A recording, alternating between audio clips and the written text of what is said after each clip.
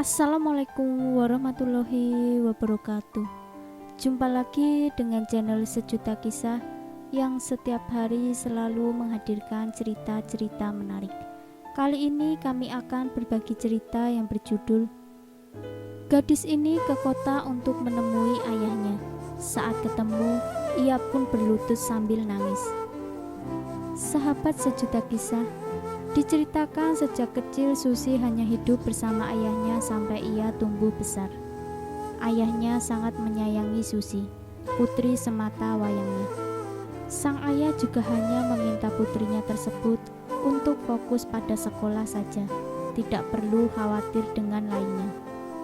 Beberapa waktu yang lalu, sang ayah pergi ke kota untuk bekerja dan mengatakan kepada Susi kalau sekarang sang ayah bekerja sebagai tukang kayu, membantu orang lain merenovasi rumah. Lantaran sudah cukup lama tidak bertemu ayahnya, Susi pun memanfaatkan liburan sekolah untuk pergi menemui ayahnya. Namun tak disangka, ketika ia tiba di tempat kerja ayahnya, air matanya pun berlinang tak terbendung.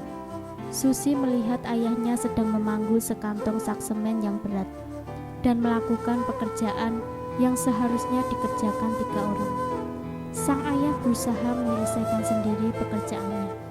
Saat itulah Susi baru tahu kalau ternyata ayahnya bukan bekerja sebagai tukang kayu seperti yang dikatakannya, tetapi bekerja sebagai kuli bangunan. Susi yang tak kuasa menahan tangisannya seketika berlari menemui ayahnya.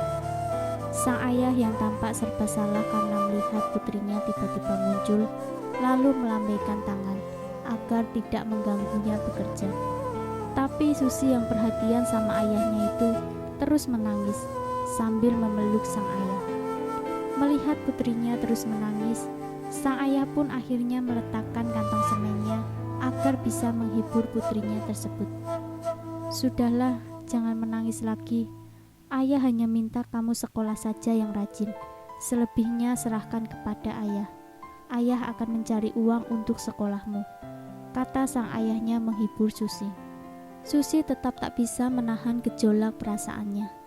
Ia terus saja menangis dan meminta ayahnya untuk tidak memanggul semen itu lagi. Ia takut ayahnya akan terluka. Namun, sang ayah berusaha membujuknya. Sudahlah nak, jangan menangis lagi, ayah baik-baik saja, ujar sang ayah pelan. Sang ayah kemudian bangkit lagi untuk memanggul semen. Namun, Susi langsung berlutut dan sambil meratap, ia memohon ayahnya untuk tidak melanjutkan pekerjaannya.